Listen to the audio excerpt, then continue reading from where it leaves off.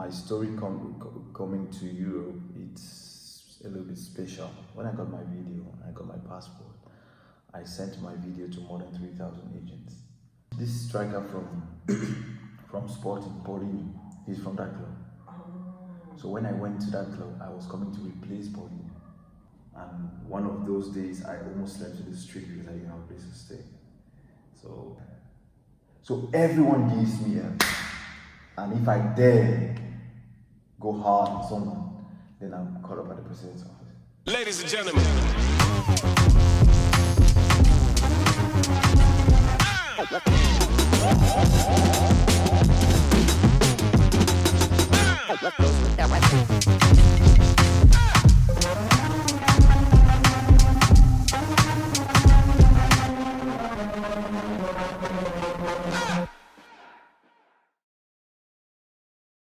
Yeah, man, welcome to the show. It's I've been hunting you down for looking to the camera. I've been hunting you down for the last months actually to have you here, and I know you're a busy man, so I appreciate you coming through. So, quick intro about yourself. I'm Emmanuel Mimba, Cameroonian, ex-footballer, player agent, club owner, entrepreneur. One body, all this by yourself.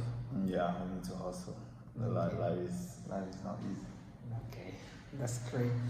So first, since we have very limited time, we're going to start about your career. Just give us a little bit of background about your career, where you played until where you stopped. I started playing when I was very young. I think in primary school, I guess, yeah. Then when I was 12 years old, we have this huge tournament in my country called the Top Cup. This is where all the best players of Cameroonian football, they go through that tournament, the Atos and all that. So in my city, in 2001, I was the best player of that tournament.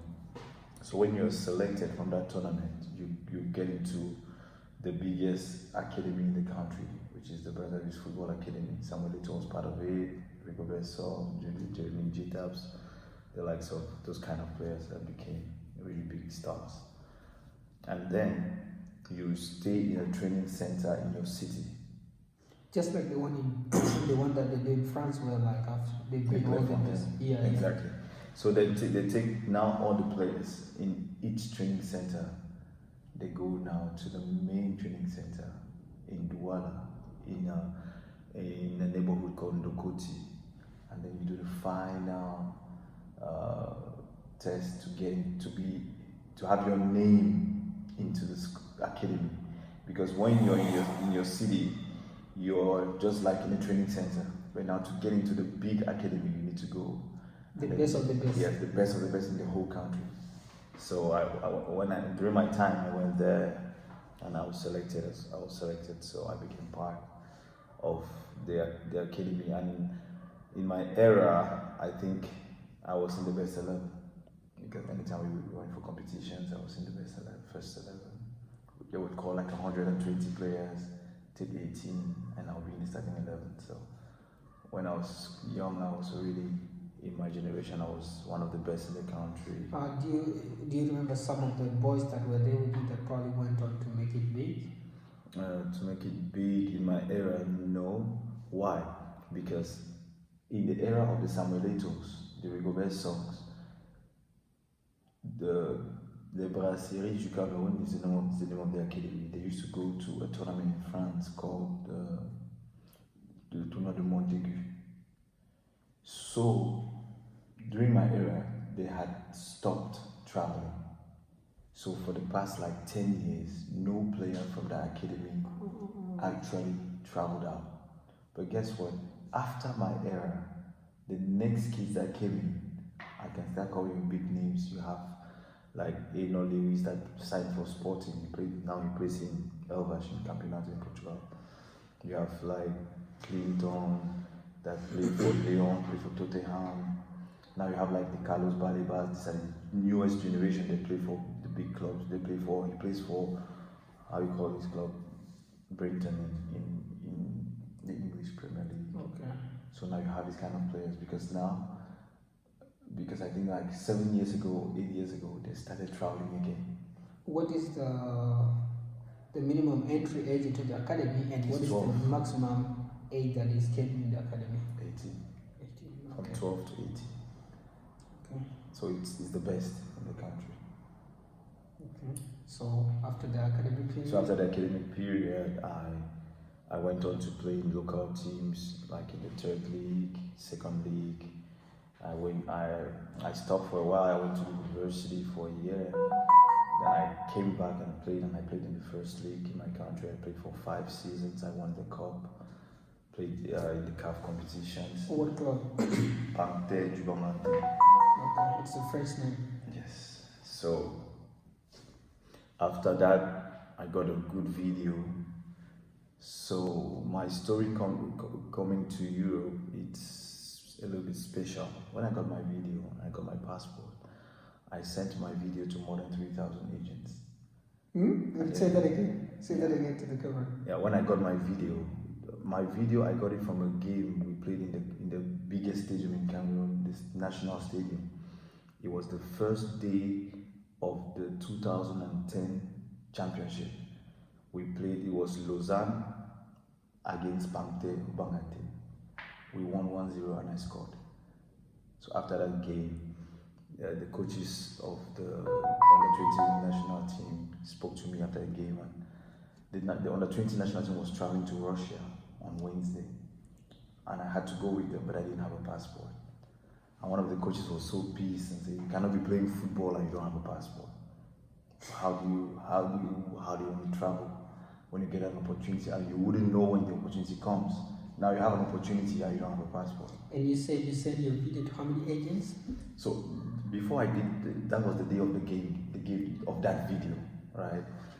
So because of that incident after the game, I was the man of the match that game, and I would have had the opportunity to go with the under-20 national team of my country to Russia on Wednesday, but because I didn't have a passport, I didn't go.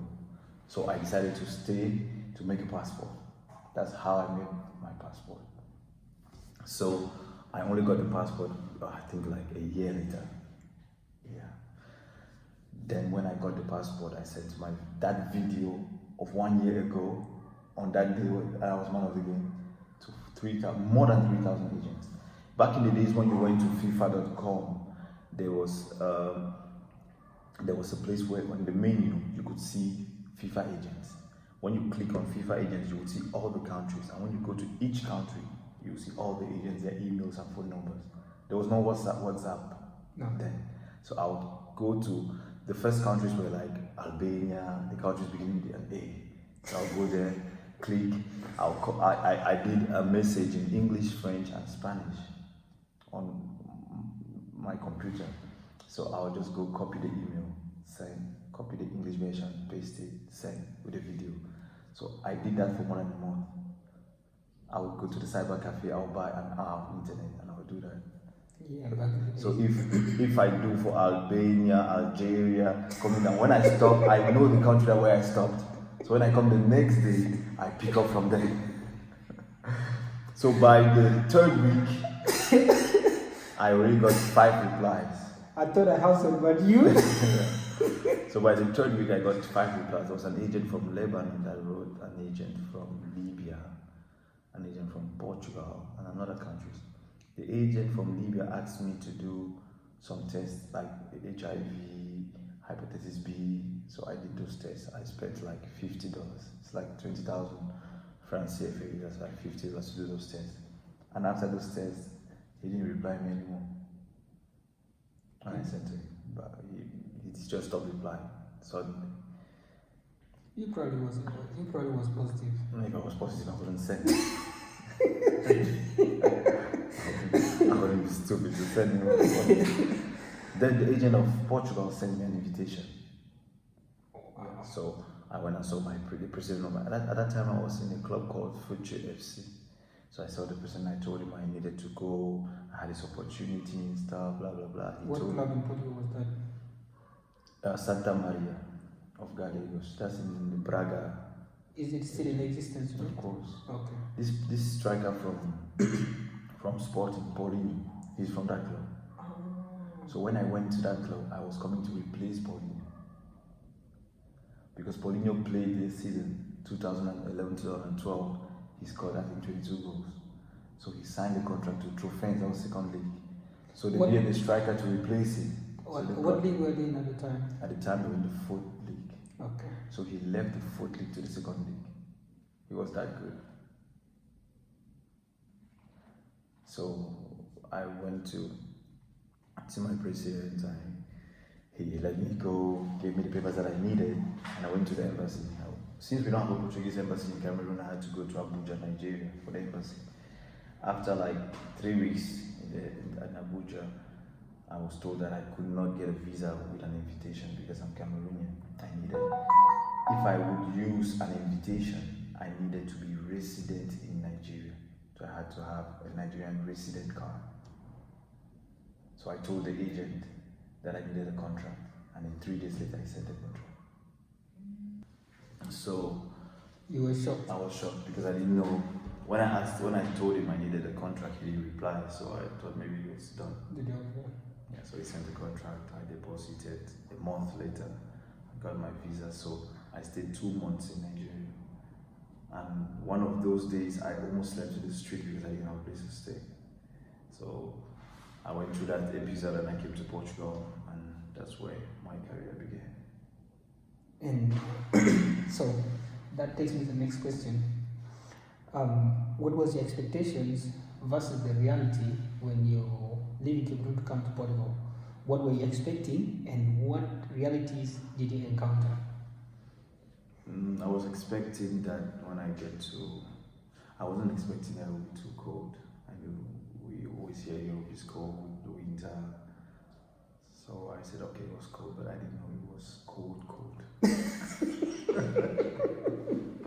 So that was a big challenge. I came in October, so just 1 month into the winter. Right. So when the winter came, it was over for me. I couldn't feel my toes. I couldn't run. It was impossible for me to play. And because I was in the team that was in the 4th tier, that's an amateur team, they didn't have all the conditions, so we didn't have like the long, hot, Right. So and I was the only African in the team.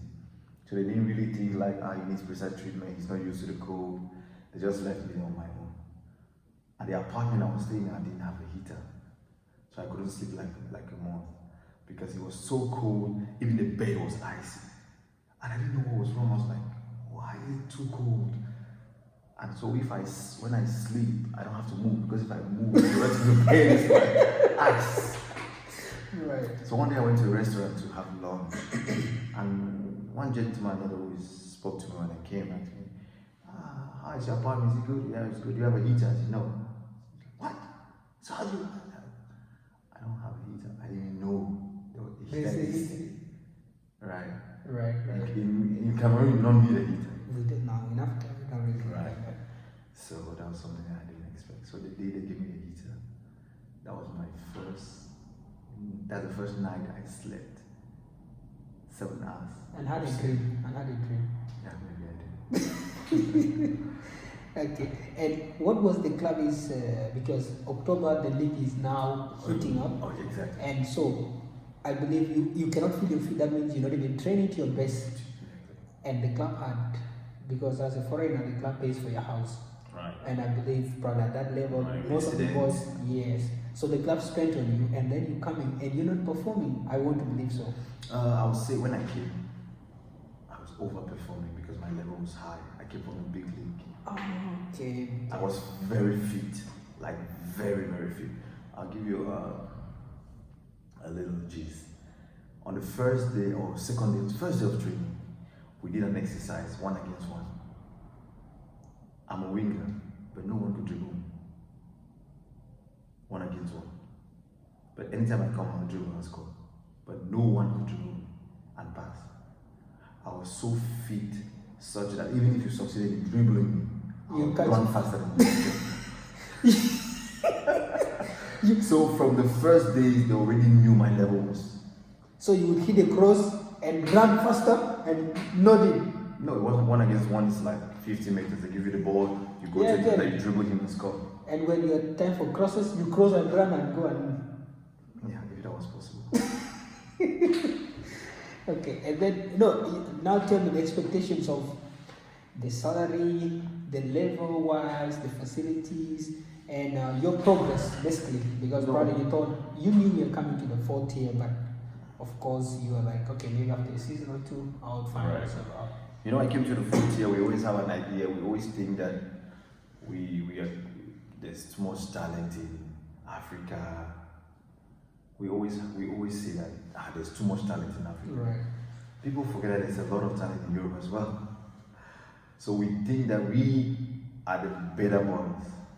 Then you come here and you see white kids balling, and they don't ball like individual balling, like collective balling. So that was something I was not used to, like collective football. Santa Maria was playing the kind of football you see Barcelona play at that 2012. Since Santa Maria, I played 8 years in Portugal. I've never been in a team that played that kind of football. And I wasn't used to that kind of football. They used me as striker. I wasn't used to staying 10 minutes without my players putting the ball for me to run. So the guys in the training keep the ball, possession. And I got so mad, like, put the ball and then run. You know, the African football, stupid football, right? Like, I want to run, put the ball in the space. And the ball wasn't coming. And also, since I was the only African in that team, and I was individually a lot better than nearly all of the players, they felt threatened. And then no one would pass me the ball.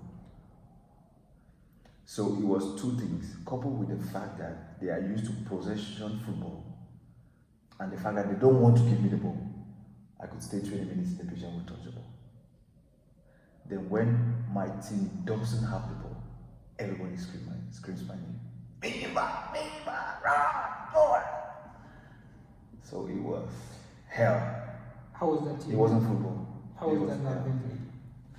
Mentally, I'm a strong guy mentally, so it went to a level that I had to rethink myself and say, am I not that maestro that is calling my country, that technical player, that out of magician? Out of 120 Cameroonian, I would be in the first 11 regardless. I might not say that guy. Yeah, so I asked myself that. I said, then I started to replay my career, like all the selections I've been to, I'm always one of the best.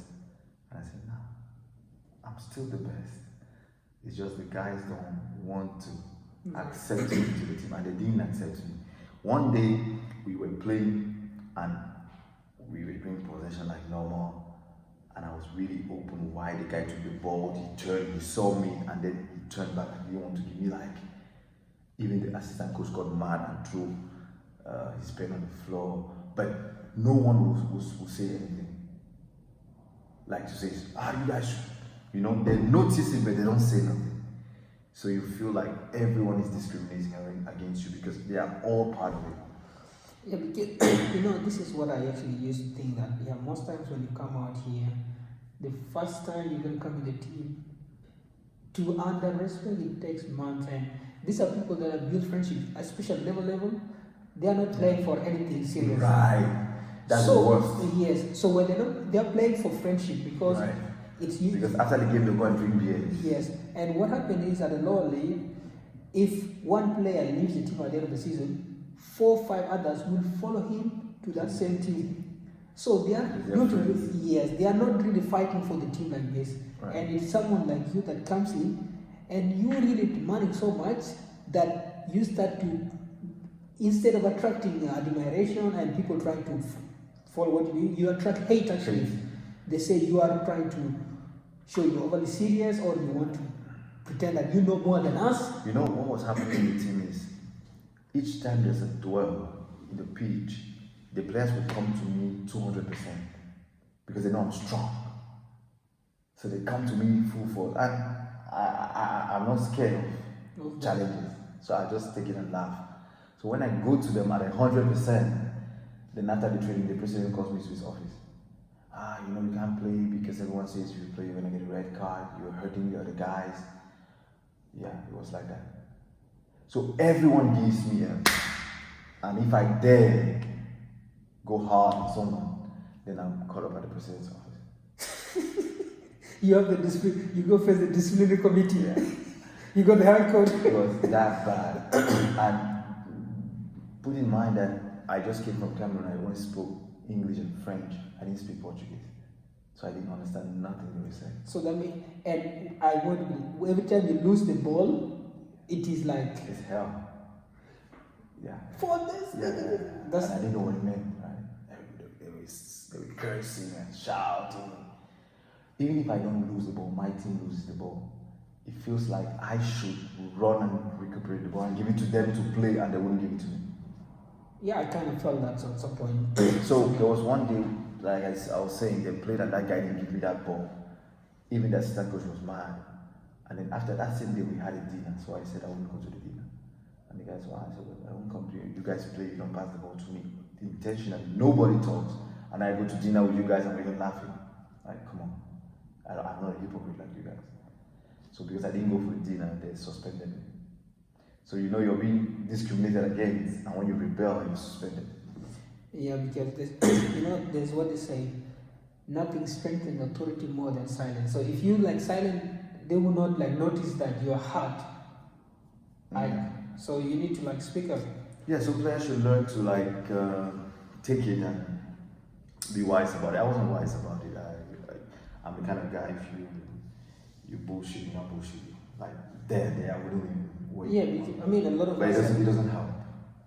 It doesn't help. It spoils your career, especially when you haven't built that name. Right? People don't know you yet to say, we don't care. He's good. So we have to accept all the discrimination until we make a name. In that season, how many goals did you have? I didn't even play. How will I score? Because I just started playing in February. This team was so good that no team could beat them.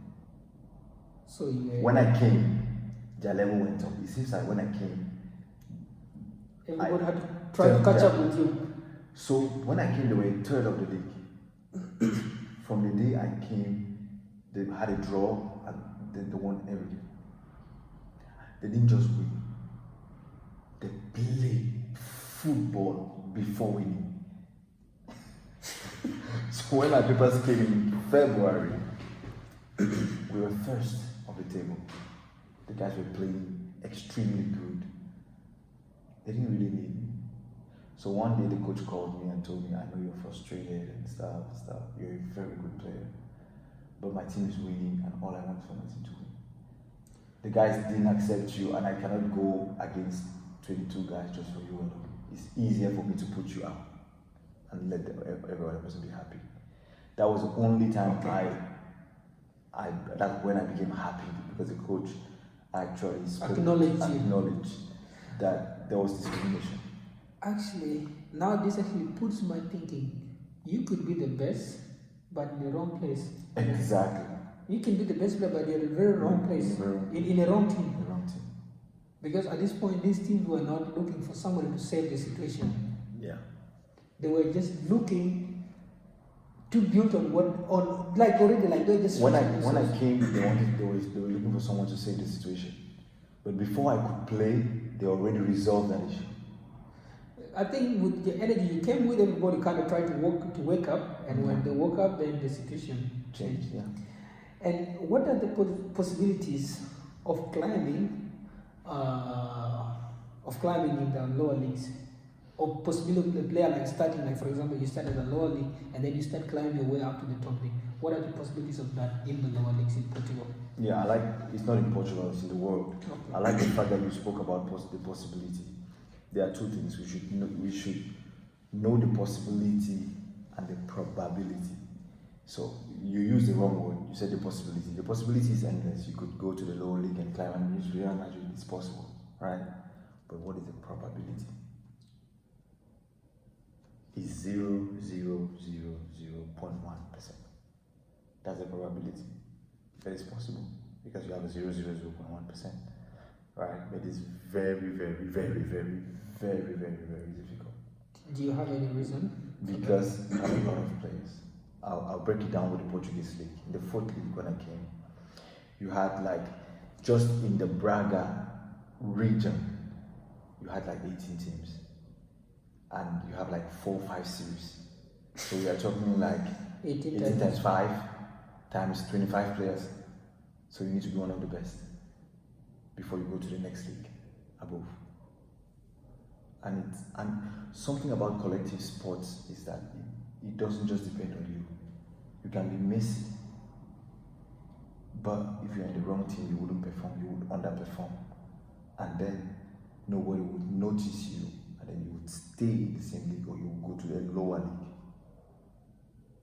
Because your team has to be good before you can make it. I bet you before Messi started playing in the first team in Barcelona, he was about to go on loan. I think it was to Real Sociedad. If that had happened, he would never be the Messi that you know today.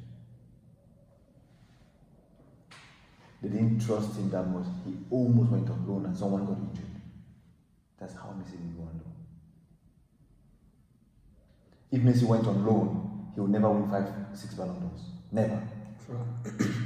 So, but he's the same talent, right? Yeah. So, it doesn't depend on you.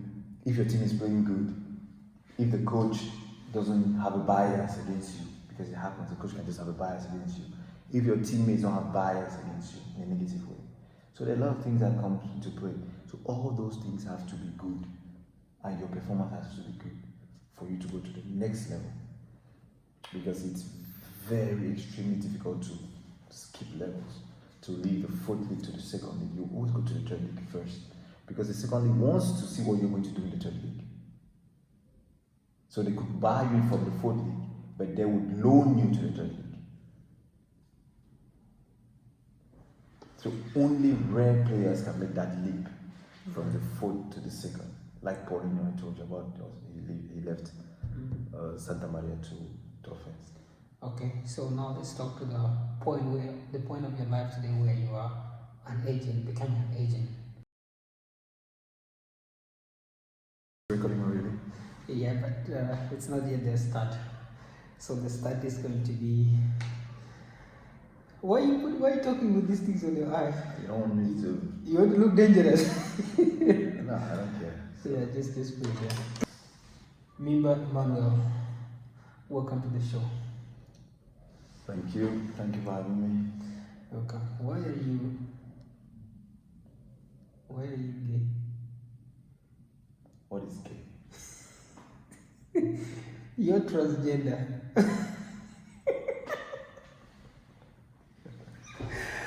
Okay.